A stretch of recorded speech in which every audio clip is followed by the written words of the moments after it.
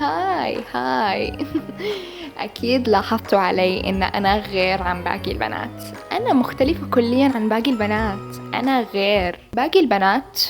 ما يهتموا إلا للشوبينج، 24 ساعة يسووا شوبينج ويشتروا ملابس لا متناهية، ويحطوا ميك اب بالأطنان، وياخذوا ساعات وساعات لحتى يتجهزوا. ما يهتموا إلا للملابس والأزياء والفاشن، ويلبسوا لون وردي، ويلبسوا هاي هيلز، ويحطوا مناكير وغالبا يكون لون وردي. ما أحب اللون الوردي، أحب اللون الأسود. زاد إني ما أحب أحط ميك اب، أحب أكون ناتشرال، ما أحب أكون فيك. طبعا كل هذا على عكسي أنا غير عن باقي البنات.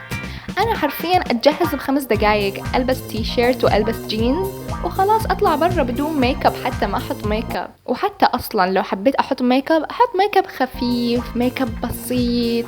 ما أحب أكون فيك، لأن باقي البنات فيك. وبصراحة بقية البنات سطحيين جدا، ما يهتموا إلا للأشياء الظاهرية والملابس الوردية، وطول الوقت يقولوا أنا ما عندي شيء ألبسه. بس أنا مو كذا، أنا مو سطحية. أنا أحب قراءة الكتب وأحب ممارسة الرياضة. أنا طبيعية، أنا غير متصنعة، وأهم شيء إن أنا غير. يس يا جماعة، أدري إن تنرفزتوا، بس هذا الهدف من الفيديو، يعني أنا أنرفزكم. يس، هاي الشخصية اللي قدمتها قبل شوي تسمى البيكمي جيرل. البيكمي جيرل عبارة عن شخصية، عن بنت تظن إنها مختلفة عن باقي البنات، وهي غير. هي أحسن من باقي البنات. ليش؟ لأن بقية البنات فيك وهي طبيعية. هي الآخر حبة، هي آخر حبة بالبنات. طبعا تسوي كل هالكلام وتقعد تقلل من شأن البنات الأخريات، على أساس هي تحس بإحساس الرضا، وعلى أساس الشباب ينعجبون فيها. طبعا هي تفكر إن الشاب لما يشوفها يقول واو هاي غير عن باقي البنات، لا أنا لازم أضبط هاي البنت يا زلمة. ترى الشباب يقولون هالكلام، أنا بحب البنت الطبيعية والبنت الناتشرال اللي ما بتحط ميك اب، مش متصنعة وما بتحط فلاتر. كله كلام فاضي، كذاب، لا تصدقونه. كل واحد يقول هالكلام، آخر شي تلاقونه متابع هذول. طبعا هالعينة من البنات كيف انتشرت عندنا بالمجتمع بكثرة، حرفيا وين ما تروح تلاقي بيك مي جيرلز، وكلهم يقولون نفس الكلام. انا ما احب احط ميك اب، انا احب اكون طبيعية واحب اكون ناتشرال. كذابين، هذا كلام فاضي. يلا منك. البنات اللي بنشوفهم بالشوارع حاطين اطنان من الميك اب، هذول منو؟ يعني هذول اخترعوهم من الاي اي، من الذكاء الاصطناعي. يعني هذول مو بشر طبيعيين. كلام فاضي، يحسونك بالعار ان انتي حاطه ميك اب، يعني انتي فيك. يلا. المهم نرجع لسؤالنا. يقول لك انا كيف هالعينه انتشرت عندنا بكثره. السؤال بصراحه بسيط جدا، راح اجاوب عليه بكلمه، اللي هي المسلسلات والافلام. نعم يا ساده وسادتي، يس، لا تستهينون بالمسلسلات والافلام. ترى المسلسلات هذه بامكانها انها تهدم دول حرفيا وتبني دول. بإمكانها تغير شخصيتك وتبنيها وتهدمها بنفس المسلسل. الأفلام حرفيا controlling، يعني قاعد تسيطر على الناس. أكيد يا جماعة أن كلكم على الأقل شايفين فيلم أو فيلمين تكون القصة بالفيلم إن البطل الوسيم الجميل الساحر المدمر، اللي حرفيا البنات والمودلز والجميلات مرميين حواليه، وهذا اللي يقولون عليه بنظرة يطيح 10، لا بغمزة يوقع 10. هو هذا حرفيا الكل ينتظر منه نظرة بس.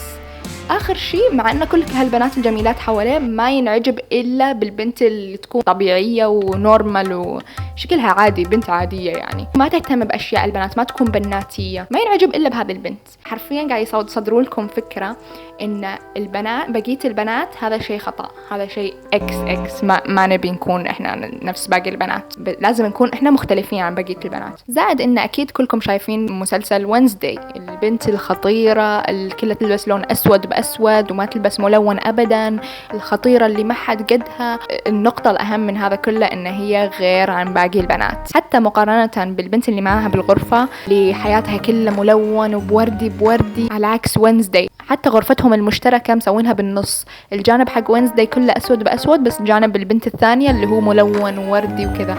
فهم يعني بيصدرون لك فكرة إن وينزداي غير عن باقي البنات، عشان كذا هي بطلة وهي خطيرة وهي كول وما حد قدها وهالكلام.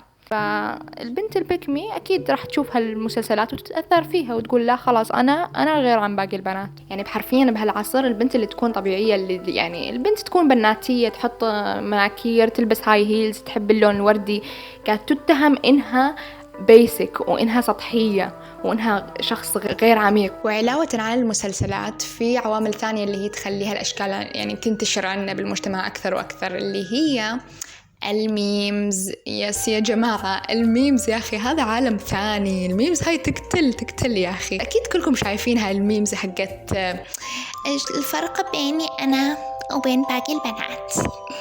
شوفوا كيف أنا غير عن باقي البنات، أنا بنت عفوية وعلى طبيعتي على عكس باقي البنات. يا جماعة شوفوا هالميم، شوفوا هذا أنا باقي البنات. إنه يا الله شوفوا كيف باقي البنات كل همهم وتفكيرهم بس الميك اب والأشياء السطحية والتافهة والتف يا على عكسي أنا إنسانة عفوية وعلى طبيعتي. لا، وهم راسمين البنت اللي على أساس تحب الميك اب شكلها بشع يا جماعة، بشع، كأنها جني حرفيا. على أساس شنو؟ يقولون إن هذه فيك. خلينا نشوف ميم ثاني بالله. باقي البنات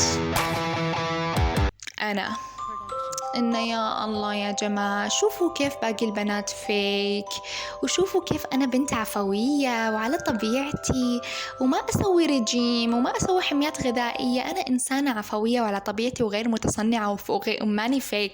أنا غير عن باقي البنات، أنا أحسن منهم. اختاروني أنا. pick me. ليش يا جماعة؟ ليش يعني إذا البنت حبت تهتم بشكلها وتصور وكذا يعني صارت هي فيك وصارت متصنعة؟ ليش؟ أول خطوة إن إحنا نتخلص من البيكمي جيرلز هو إن إحنا نتقبل أنفسنا مثل ما إحنا. يعني إحنا بنات الله ترى بالعقل، يعني البنات من جميع السنين، من الطفولة لحد الشيخوخة، كل أنحاء العالم، بكل مكان، كلهم عندهم صفة مشتركة واحدة اللي هم إنهم يهتمون بنفسهم ويهتمون بجمالهم. يعني هذا شيء طبيعي ترى على مر السنين، بعد مو هسه بس، يعني حتى منذ الإزل الأنثى تحب تهتم بشكلها وبجمالها. بس خلصنا. ليش تحسسونا بالعار ان احنا قاعد نمارس شيء الله خلقنا عليه؟ الله خلق المرأة كذا، الله حط هالشيء بجيناتها. يعني نفس ما ان اكثر الاولاد يحبون الكورة، اكثر البنات يحبون اللون الوردي ويحبون انهم يهتمون بشكلهم. تحسسونا بالعار واي.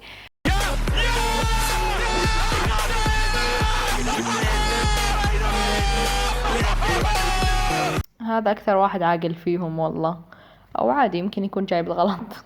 وزائد ان البنات اللي يقولك انا غير عن باقي البنات، طبعا هي متاثره بالمشهد الشهير اللي بكل المسلسلات والافلام اللي يقولك اخر الفيلم البطل يقول للبطله انا حبيتك لان انتي غير عن باقي البنات. كلام فاضي.